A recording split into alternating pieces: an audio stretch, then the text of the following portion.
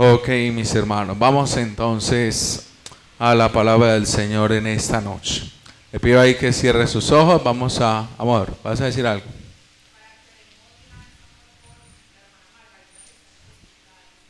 Amén. Está hospitalizada. Amén. Vamos a orar por ella. Entonces, ella sí estaba delicadita de salud, pero bueno, ahora me acabo de enterar pues que está hospitalizada. Vamos a clamar por ella y también por todos los enfermos para que el Señor se glorifique de una manera especial. Padre, en el nombre de Jesús, en esta hora, Rey de los cielos, clamamos delante de tu presencia, Rey de todos los santos, para que tú obres, Señor, de una manera especial, de una manera poderosa, en la vida, Señor, de nuestra hermana Margarita, que en este momento se encuentra hospitalizada, Señor.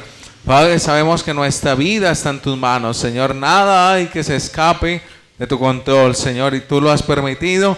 Con un buen propósito lo has permitido, Señor. Yo oro para que en el nombre de Jesús sea tu mano poderosa sobre ella, Señor, fortaleciéndole, avivándole, Señor, para que sea tu mano, Padre, restaurando cada órgano, cada tejido de su cuerpo, Señor, si es tu voluntad. Oramos, Rey de los cielos, porque sabemos que tú eres el sanador, porque entendemos, Dios de los cielos, que para ti todas las cosas son posibles, Señor, y que la vida de nuestra hermana, Señor, está en tus manos. Oramos en el nombre maravilloso de Jesús para que toda obra del enemigo, Señor, toda obra de Satanás, que tal vez se haya querido levantar, sea arrepentida, desautorizada por tu poder, Señor. Y asimismo también queremos orar, Padre maravilloso, por toda persona de nuestra iglesia, de nuestras familias, Señor, que están aquí representadas, están enfermas, Señor, los presentamos delante de ti, para que tu poder sea obrando, para que tu poder sea ministrándoles, Señor, Padre, para que en el nombre de Jesús ellos puedan ver tu gloria, ellos puedan ver tu poder, ellos puedan ver la manifestación gloriosa de tu Hijo Jesucristo en sus vidas. Amén, Señor Dios, delante de ti presentamos este tiempo de tu palabra, que sea un tiempo, Señor, de mucha edificación, que sea un tiempo de crecimiento, que sea un tiempo, Señor, en el que seamos confrontados con nuestra vida, Señor, y que al mismo tiempo reconozcamos lo que tú, Señor Dios, has hecho y haces todos los días por nosotros, Señor. Para gloria y honra tuya yo oro en el nombre de Jesús. Amén y amén. Amén. Entonces vamos a estar orando mucho por nuestra hermana. Amén. Y por todos los que están en un estado delicado de salud. Muy bien, vamos entonces el día de hoy a la palabra del Señor. Como usted bien sabe, pues hemos estado estudiando desde la semana pasada. Comenzamos a estudiar los nombres de Dios. ¿Alguien recuerda los nombres que hemos visto? La semana pasada vimos 4, ¿cierto? Repasamos 2 e introdujimos 2 nuevos. ¿Alguien los recuerda cuáles eran? Entonces, vimos que eran los nombres de la soberanía, ¿cierto? Vimos ahí algunos. Entonces vimos el tetragramatón, ¿cierto? Que era el nombre eterno de Dios, que no se pronuncia. Es el que nosotros llamamos Jehová o Yahvé, ¿cierto? Es la eternidad de Dios. Vimos también Elohim, que en Elohim decíamos está escondida, que Dios es uno, pero al mismo tiempo son varias personas. También vemos Adonai, ¿cierto? Que decíamos que era que el Señor es mi amo y que el Señor realmente es el que tiene la soberanía, el poder absoluto sobre todas las cosas. Y también vimos el Shaddai, ¿cierto? Que decíamos que Él es la divinidad y Shaddai representa en este caso que Dios es todopoderoso. Amén. Vimos esos 4. El día de hoy pues pensaba introducir varios, pero realmente solamente voy a hablar de uno, porque pues desarrollando el tema se me alargó, entonces yo dije no, pues yo creo que con este es suficiente. Si termino más temprano, pues me disculpan el día de hoy, ¿cierto? Yo siempre digo eso, pero en fin. Entonces vamos a hablar hoy de los nombres del cuidado. Entonces hace 8 días vimos los de la soberanía, del poder. Hoy vamos a hablar del cuidado, porque Dios en su palabra muestra que Dios está pendiente de nosotros. Amén, Él está cuidando de nosotros. Y ahí hay varios nombres, hoy vamos a enfocarnos en este. En Jehová, digámoslo así, o Yahvé, como usted lo prefiera pronunciar, Rafa. Rafa, amén. ¿Qué significará ese nombre? Usted sabe, Yahvé Rafa, Jehová Rafa. o el Señor Rafa, porque también los judíos intercambiaban Yahvé con Adonai, entonces también puede significar eso. Amén. ¿Alguien sabe? ¿Le es familiar? No. Muy bien, entonces vamos a pastelear la respuesta. Significa el Señor, que sería la primera parte, y la segunda parte, Rafa, significa que Él es mi sanador, o nuestro sanador más bien. El Señor es tu sanador. Eso significa Jehová Rafa. Lo que pasa es que uno, cuando escucha el nombre a primera instancia, pues uno inmediatamente piensa en enfermedades. Pero el contexto en el que aparece este nombre, pues nos da como más amplitud acerca de lo que significa ese Rafa que aparece ahí. ¿Dónde aparece ese título por primera vez en la Escritura? Aparece aquí en Éxodo capítulo 15, en el versículo 26. Entonces vamos allá rápidamente. Éxodo capítulo 15, en el versículo 26. Ahí aparece Jehová Rafa.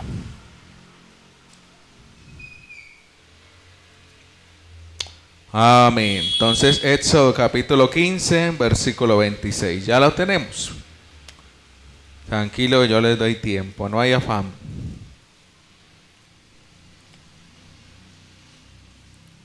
Éxodo 15, versículo 26. Amén. ¿Quién lo quiere leer ahí? Pues, o más bien lo leo yo a favor de todos para que quede más claro. Y dijo: si oyeres atentamente la voz de Jehová tu Dios, e hicieres lo recto delante de sus ojos, y dieres oído a sus mandamientos, y guardares todos sus estatutos, dice: ninguna enfermedad de las que envié a los egipcios te enviaré a ti, porque yo Jehová soy tu sanador. Amén. Entonces ahí, Jehová tu sanador, aparece este título que es Jehová Rafa o Yahvé Rafa. Como le decía, el contexto del pasaje está hablando de que el pueblo de Israel había acabado de cruzar el Mar Rojo, ¿cierto? Usted sabe que los egipcios habían sido sumergidos ahí, la canción que cantamos tan a menudo. Y después de que había sucedido eso, entonces ellos cantaron muy alegres, muy contentos, ¿cierto? Por lo que el Señor había hecho. Y después de eso, ¿qué sucedió? Que tuvieron sed. Era normal. Si usted está en un desierto, pues es normal que usted tiene sed. Y dice la Biblia que ellos empezaron a buscar y encontraron por allá unas aguas. Y esas aguas eran amargas. Que a propósito, por eso le pusieron Mara. Porque la palabra Mara significa amargo. Entonces, adivine qué pasó. ¿Qué pasó con el pueblo en ese momento? Después de que estaban todos contentos, y dice la Biblia que María, la hermana de Moisés, eso cantó y echó a la mar al que nos perseguía y todo eso. Ahora, cuando ya vino la prueba, ¿qué pasó? Empezaron a renegar. Y empezaron a quejarse. Yo me imagino allá al pobre Moisés: vea, usted va que nos sacó, usted va que nos trajo aquí para dejarnos morir, porque el Señor los estaba probando. Y dice la Biblia que Moisés oró y echaron una rama a estas aguas y las aguas fueron sanadas, o sea que se convirtió en agua dulce y ellos pudieron beber de esa agua. Entonces, por eso le decía ahorita que en el contexto ese Jehová sanador no solamente se refiere a enfermedades, particularmente del cuerpo, sino que se refiere a que el Señor puede restaurar, puede hacer nuevas todas las cosas en nuestra vida y en nuestro entorno también. Amén. Entonces, ¿cuál es el significado de esa sanidad? Ya hablando pues de una forma más puntual, más específica. Entonces, en el contexto, como le dicen, no solamente es sanidad corporal, sino enmendar o remediar cualquier situación que se venga o se atraviese en nuestra vida. O sea que el Señor no solamente puede sanar mi cuerpo, también puede sanar mi espíritu, también puede sanar mi alma, también puede restaurar mi familia, también puede restaurar mis relaciones, mi comunión con Él. Muchas cosas Dios puede hacer y ahorita pues vamos a profundizar un poco más en cada una de esas cosas. De hecho, vemos entonces también que la sanidad de Dios Lo que Dios ofrece como sanidad es algo integral y tiene como objetivo primordialmente que nosotros nos acerquemos a Él y podamos vivir en su voluntad. O sea, en otras palabras, toda intervención que Dios hace, la hace con un propósito claro, ¿cierto? De primero sanarnos, pero también al mismo tiempo de llevarnos o acercarnos a Él. Y vemos que en el caso de Jesucristo, siempre que Jesucristo hacía un milagro, ¿con qué propósito hacía el milagro? No solamente para sanar el cuerpo de esa persona, sino también para que esa persona pudiera recibir vida espiritual, para que pudiera recibir salvación por medio de lo que Él estaba haciendo. De hecho, Jesucristo, yo creo que antes de sanar el cuerpo, Él sanaba el alma. Particularmente uno ve ese caso de los leprosos, porque la Biblia dice que lo primero que Él hacía es que lo tocó y lo sanó. Pero uno decir, bueno, ¿y tocar qué significa? O sea, parece algo muy insignificante. O sea, tocar a alguien. Pero imagínese usted o póngase usted en los zapatos de una persona que todo el tiempo ha sido rechazada. O sea, una persona que tenía que andar todo el tiempo con una campana diciendo yo soy leproso, soy inmundo y no me pueden tocar. Y después llegar Jesús y tocarlo, ¿cierto? Eso era una sanidad, en el sentido de que esa persona se sentía nuevamente dignificada, se sentía otra vez importante, valiosa. Asimismo podemos hablar de los ciegos y de tantas personas que Jesús sanó. En la gran mayoría de ellas eran personas que la sociedad tenían por poco o tenían por vil. Mira el caso, por ejemplo, de lo que eran los publicanos, que a pesar de que eran personas que tenían mucho dinero, eran personas que eran despreciadas y humilladas por los demás. Entonces Cristo primordialmente lo que hacía era restaurar la dignidad, restaurar la persona, y después entonces obraba el milagro en el cuerpo de lo que esa persona necesitaba. Amén. Muy bien, entonces ya que vimos el contexto donde aparece el pasaje y a qué se refiere esa sanidad de la cual habla la escritura aquí, entonces vamos a mirar cuál es la condición que el Señor pone para sanar, porque mire que si nos devolvemos al pasaje en Éxodo, en el capítulo 15, versículo 26, mire lo que dice la escritura.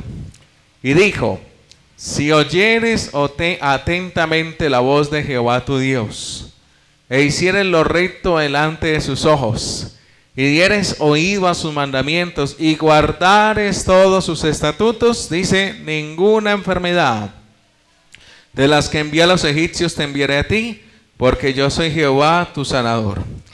Cuando uno mira ese pasaje a simple vista, uno pudiera pensar que si yo soy una persona obediente, sujeta a la voluntad de Dios, entonces yo no me voy a enfermar, ¿cierto que sí?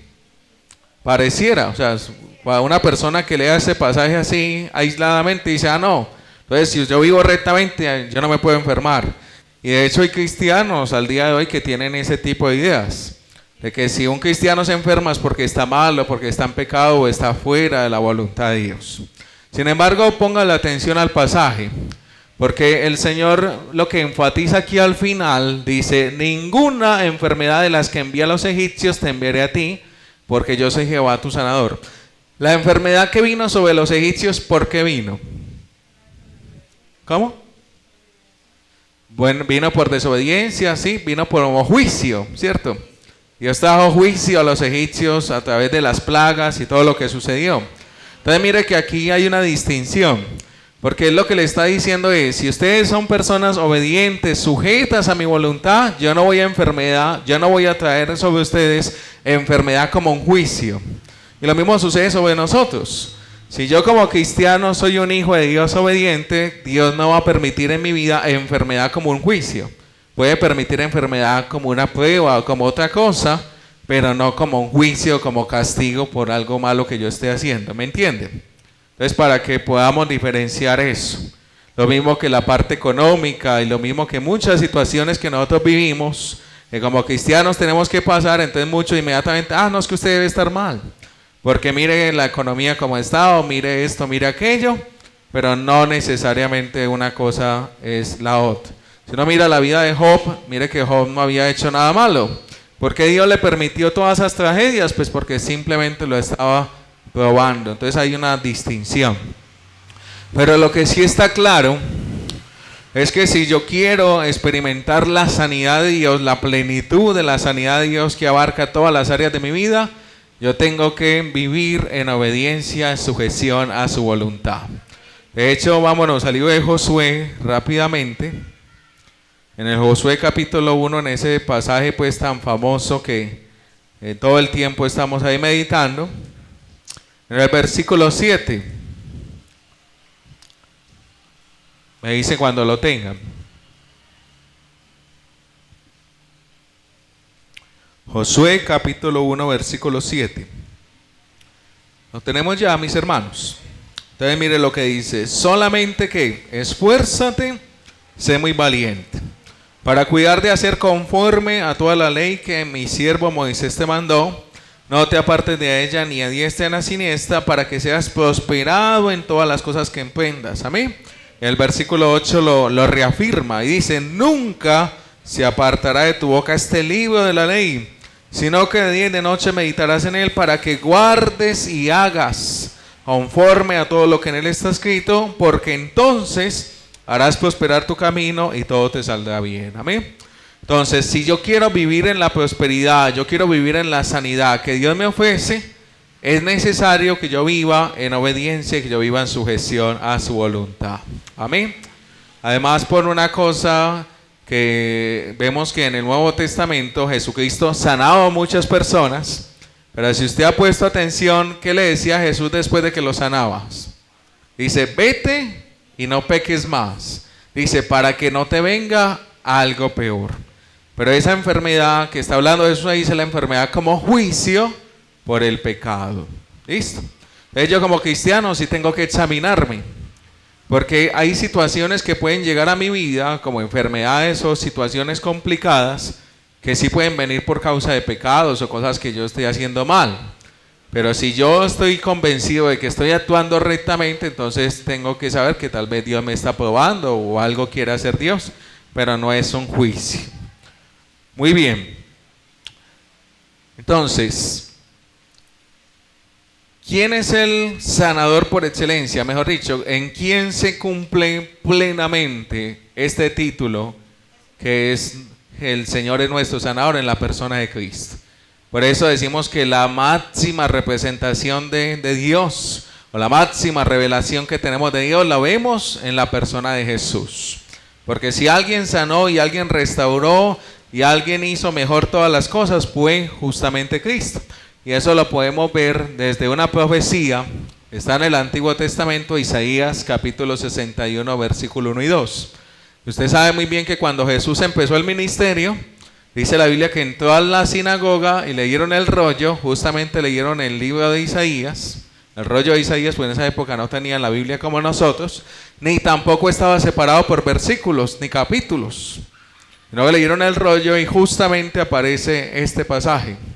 El Señor Jesús lo leyó, que dice así: el Espíritu de Jehová el Señor está sobre mí, porque me ungió Jehová, me ha enviado a predicar buenas nuevas a quienes, a los abatidos, a vendar a quienes más, a los quebrantados de corazón, a publicar libertad a los cautivos, a los presos, apertura de la cárcel, a proclamar el año de la buena voluntad de Jehová y el día de venganza del Dios nuestro, a consolar a todos los enlutados. Y ahí para allá sigue diciendo más cosas.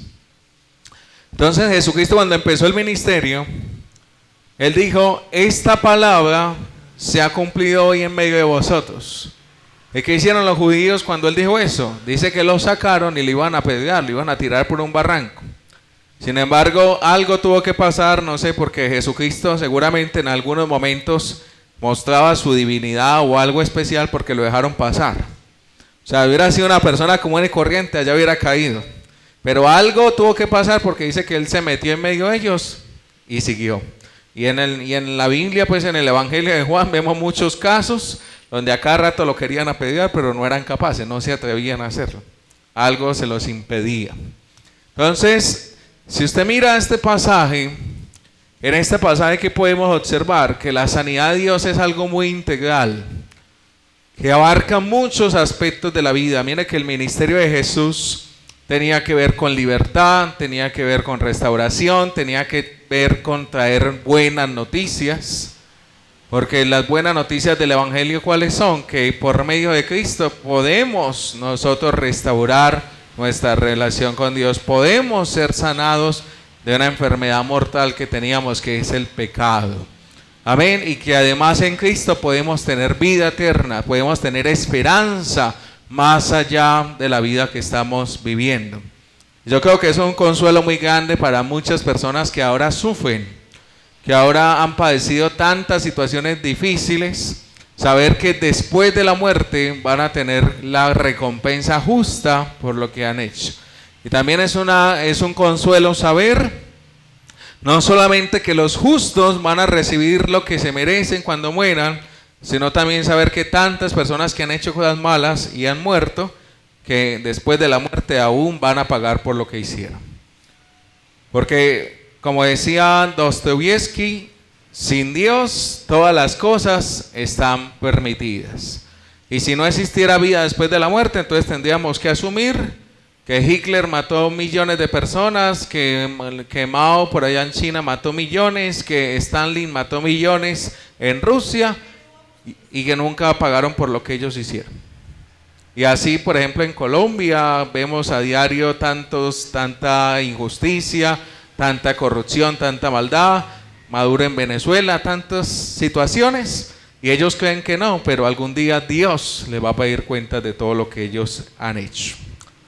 Muy bien, entonces ya que vimos que Jesucristo es nuestro sanador por excelencia, vamos a mirar a continuación qué es lo que Dios quiere sanar en nosotros. Entonces aquí voy a hacer como un resumen de algunas cosas que el Señor quiere sanar en la vida de cada uno, o que ya ha sanado, porque no es que necesariamente es algo futuro, puede ser algo que ya estamos viviendo en el presente. La primera cosa que Dios quiere sanar, y que es el único que lo podía hacer, es la muerte. Pero en este caso no estamos hablando de una muerte física, estamos hablando de la muerte espiritual. Vemos que Adán, cuando pecó, trajo muerte espiritual, ¿cierto?, a la humanidad. ¿Y quién pudo resolver ese problema? Pues tenía que resolverlo el mismo Dios, porque los hombres no estábamos en capacidad de poder resolver el problema de la muerte. ¿Y qué hizo Dios entonces? Dice aquí la Escritura en Efesios capítulo 2, versículos 4 y 5. Dice, pero Dios, que es rico ¿en qué? En misericordia. Porque todo parte de ahí, todo parte de la misericordia de Dios. Si Dios no fuera misericordioso, no estaríamos nosotros aquí.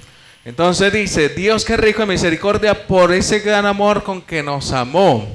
Dice, aún estando nosotros muertos en pecados, ¿qué hizo? Nos dio vida juntamente con Cristo y por gracia somos salvos. Entonces ese es el milagro de lo que llamamos la regeneración, ese es el milagro de la vida eterna, porque Jesucristo lo decía muy bien, dice, el que cree en mí, como dice la Escritura, dice, de su interior que van a brotar ríos de agua viva que saltan para vida eterna. Y también decía, el que cree en mí tiene vida eterna, pero no está hablando en tiempo futuro, sino que está hablando en tiempo presente, algo que nosotros debemos tener al día de hoy. Amén. Yo no tengo que esperar a morirme para experimentar la vida eterna, yo ya la tengo ahora en Cristo. Y si no hubiera sido porque el Señor nos diera vida, pues tampoco hubiéramos sido capaces de entender ni de aceptar el Evangelio. Amén. Porque una persona muerta espiritualmente no puede responder al mensaje. Solamente el Señor, cuando le da vida a ese hombre pecador que éramos nosotros, es que en ese momento tiene la capacidad de poder escoger al Señor. Muy bien, entonces es lo primero que el Señor quería resolver. La segunda cosa que el Señor quería sanar en nuestra vida, o quiere sanar, es la comunión. Porque en el momento en que nosotros pecamos, o cuando vivíamos en nuestros delitos y pecados, estábamos en enemistad contra Dios. Y dice la Biblia que éramos por naturaleza hijos de ira, lo mismo que los demás. O sea, en otras palabras, si no hubiera sido por Cristo, en este momento usted y yo estaríamos bajo el justo juicio de Dios. Y ese juicio de Dios en cualquier momento se puede ejecutar sobre nosotros. Una persona que en este momento esté pecado, esté fuera de la cobertura que nos da Jesucristo, cualquier momento Dios puede ejecutar su juicio sobre ella. Y por eso tenemos que predicar para que el Señor libre a muchas personas de su juicio. Su juicio es fuerte, los juicios de Dios son severos.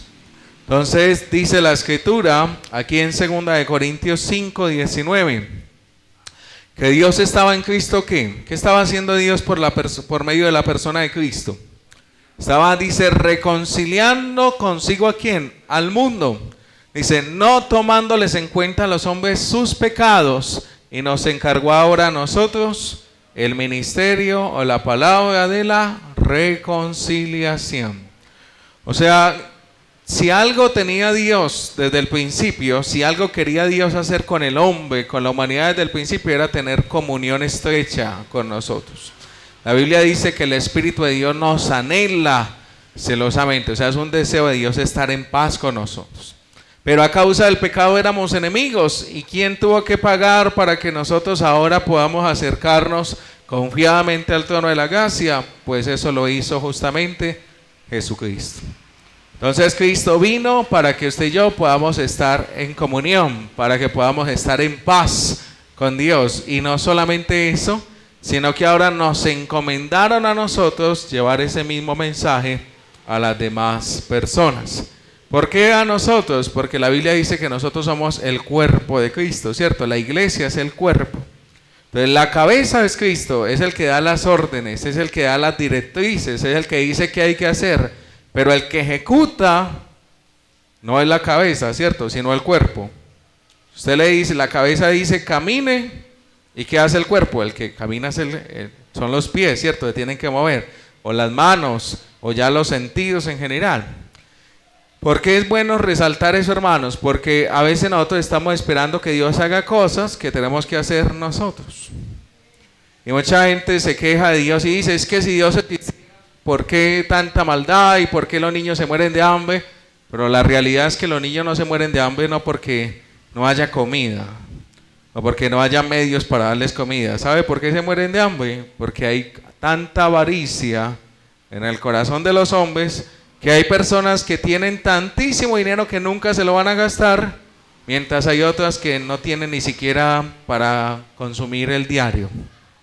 Entonces no es que la tierra no haya recursos, no es que Dios no provea, es que el corazón de nosotros es un corazón lleno de avaricia, de maldad. Entonces ahí no metamos a Dios, el problema somos nosotros que no estamos haciendo lo debido. Si nosotros podemos ayudar, extender la mano, nosotros no podemos esperar que Dios mande un ángel, si lo puedo hacer yo, ¿cierto? Si el enviado de Dios soy yo, soy las manos de Dios, el cuerpo de Dios, ejecutemos la voluntad de Dios. Amén. Entonces ese es el asunto. Entonces eso vino Dios, primero nos libró de la muerte, luego restauró nuestra comunión y nos dio una comunión mucho más estrecha, porque ahora somos constituidos hijos por medio de Cristo también. Después de que Dios sanó nuestra muerte, restauró nuestra comunión, otra cosa que Dios vino a sanar fue nuestro corazón. Porque ¿cómo era el corazón de nosotros sin Cristo? Era un corazón duro, era un corazón insensible. Por eso es muy normal que las personas que vuelven cristianos se vuelven llorones, ¿no le parece?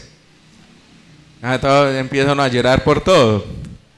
Y uno dice, pero tan llorón, pero no es eso, sino que uno en el Señor se vuelve sensible. Yo recuerdo una vez de una historia de un hombre que pertenecía al Partido Comunista y él dice que era duro, nunca había llorado, dice que él decía, no, yo no voy a llorar.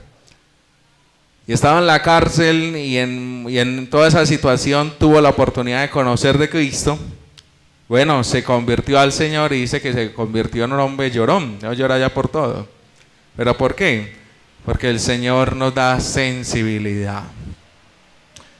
Entonces, el corazón, dice la palabra de Dios aquí en Lucas 4:18, que es como un pasaje paralelo a ese que leíamos ahorita en Isaías. Dice así, el Espíritu del Señor está sobre mí, decía el Señor Jesús, estaba leyendo el pasaje. Por cuanto me ha ungido para dar buenas nuevas a los pobres, me ha enviado a sanar. ¿A quiénes? A los quebrantados de corazón.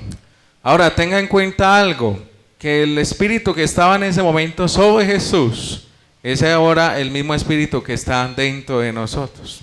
O sea que lo que Jesús inició, es el deber de nosotros darle continuidad a ese trabajo. O sea, lo que Él empezó, ahora nosotros tenemos que hacerlo. ¿Y cómo puede uno sanar a un quebrantado de corazón? Usted puede sanar a un quebrantado de corazón de muchas maneras. Una de ellas es a través de la oración, ¿cierto? Porque a través de la oración Dios puede penetrar el corazón. La manera más eficaz de romper un corazón duro es la palabra de Dios.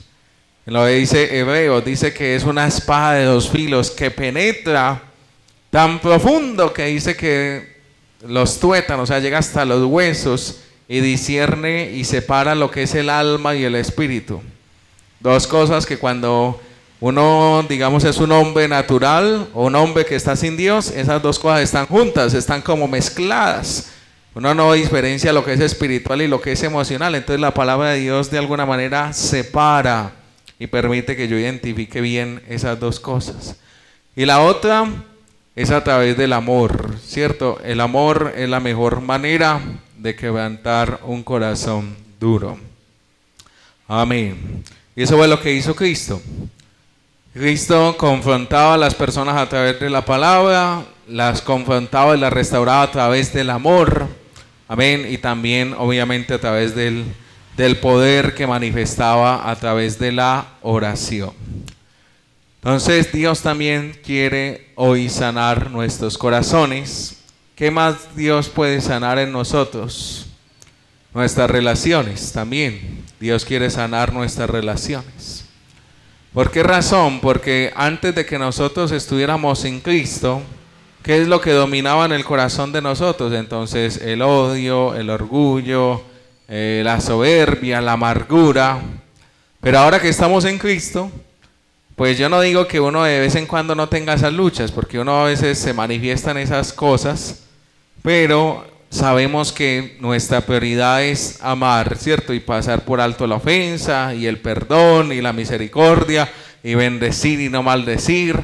Y todo eso finalmente, ¿qué va a hacer en nuestra vida? Pues va a restaurar también nuestras relaciones. Y dice aquí en Malaquías, capítulo 4, versículos 5 y 6, dice: he aquí yo os envío al profeta Elías. ¿Quién es Elías? Pues aparte del Antiguo Testamento, pero simbólicamente en el Nuevo, ¿a quién está apuntando Elías? ¿A quién?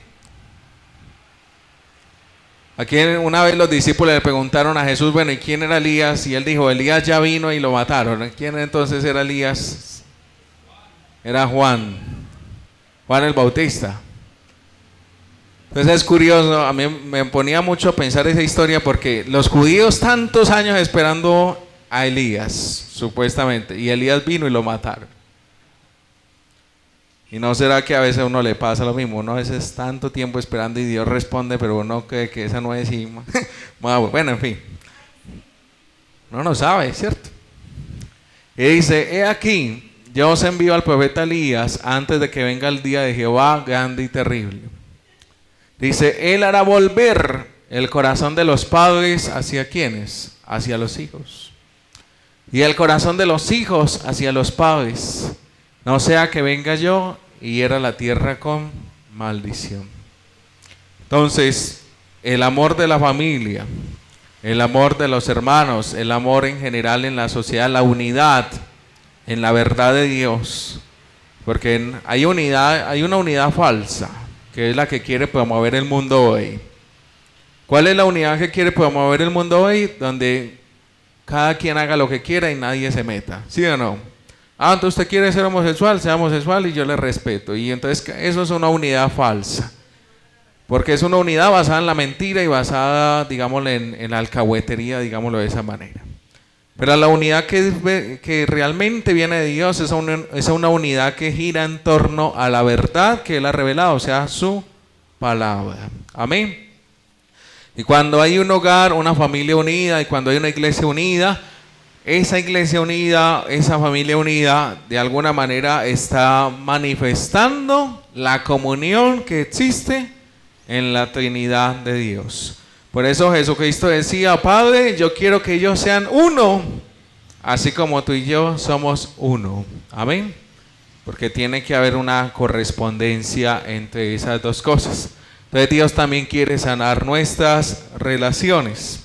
Y finalmente, con esta termino. Vea que hoy sí terminé un poco más rápido de lo normal.